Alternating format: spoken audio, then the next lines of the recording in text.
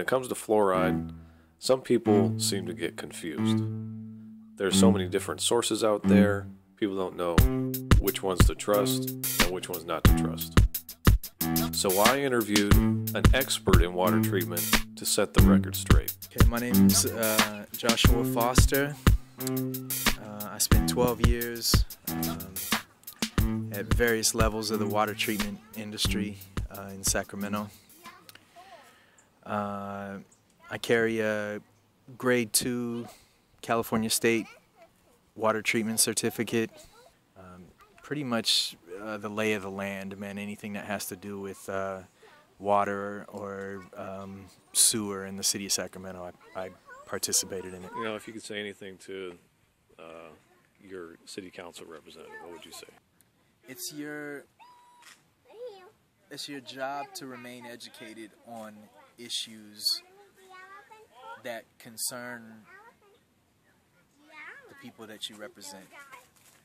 Whether that's fluoride, whether that's organophosphate. It doesn't take much time. You don't need to go read a book from Harvard Law.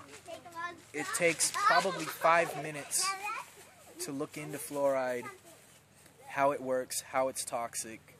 Everybody in water treatment, everybody in fire, and everybody that's driving the trucks that bring it in from wherever we're buying it from, everybody at every level knows that it's toxic, it's poison, but everybody gets paid from it, so everybody continues to do it.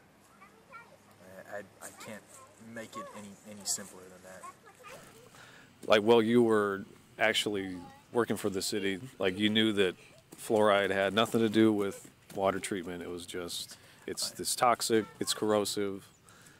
But, I mean, you know, you're just basically doing your job, adding it to the water. Yeah, I can tell you anybody that has any kind of certification or anybody that's applied fluoride or understands water treatment understands that it has nothing to do with water quality.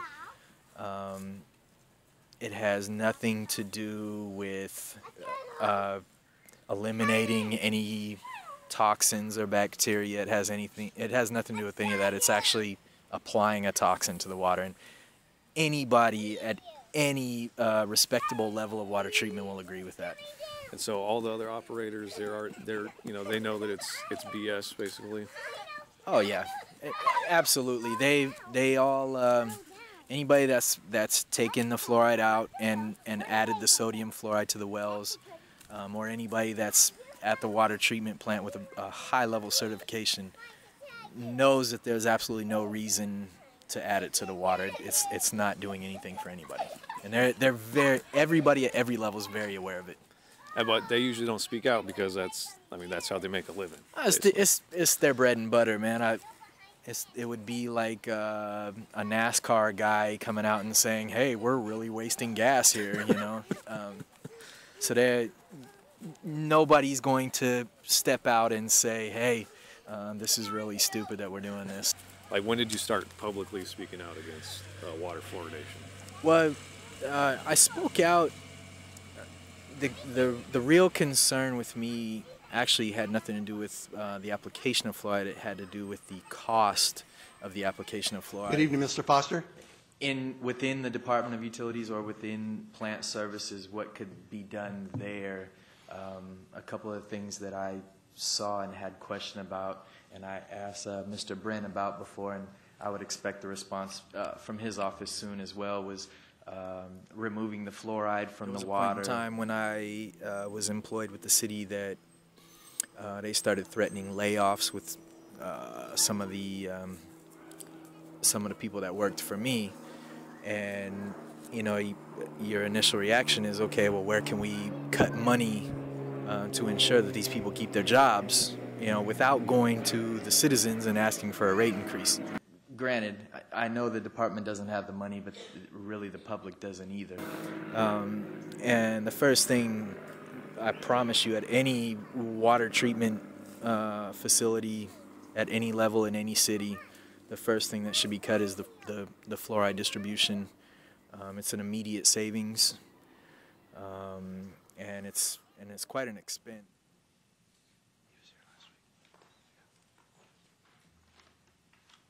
Good to see you again, Mr. Foster. Also, I brought up before, and I did get a reply about the fluoride being in the water. That isn't something that's mandated. That doesn't make our water quality any better, which is the job of utilities, to provide a certain quality of water, which they do. I know it's rated very high, but the fluoride doesn't. It's a good cost and doesn't participate in increasing the quality of the water. And in terms of the fluoride question, I'm not really, I don't know if any of us are expert in the application of fluoride, but I will say, it's probably about $1 million and a half a year. Is that what it is? Yes, it's about $1 million to $1.5 million, and we are currently working to get about $550,000. Excuse me, $550,000 one time that would be coming forward to council. The caveat with that $550,000 would be we have to continue to fluoride for 4 years. So this is a policy the council back in about 2000 adopted, was to fluoridate our water. At that time, we got money to install the equipment, but we've been operating it on ratepayers' costs. You've seen the footage. It's in the city. It's about $1.5 million a year. When they do the employee layoffs, they estimate each employee at $100,000 a year. That's not to say that they make $100,000, but that's to say that their insurance and Social Security and things like that, they put a price on each person as $100,000. So 1.5 million, saves you 15 employees a year, and it's an immediate gain. So that was the first thing that woke me up. At the time, I had lived out of town. When I moved back to the city of Sacramento, it became very important to me because of my son. Where I came from, it was a newer facility. They had wells, and they weren't adding fluoride yet. When I moved back to Sacramento, it became a real big issue because of my son, obviously taking baths, and we built a garden in the backyard, and then we got to add fluoridated water to our garden. Washing your clothes, cooking your food, everything, making your coffee, whatever it is, anything that you do with water, it has fluoride in it, and that's not by choice. So I was hoping I could do something. Most people don't drink their tap water in the first place. Most of, I would say, in excess of 60% of the water treated in Sacramento, which is up over 100 million gallons a day, goes to irrigation and things like that. So at the most, I would say under 10% goes to people actually drinking the water. So the exposure lies in you water your garden with it, you take a bath with it, you make your coffee, you cook your dinner in it, you soak your chicken or whatever the hell you make, your ice cubes, everything you're exposed to. Now, people also think that, oh, well, I drink bottled water.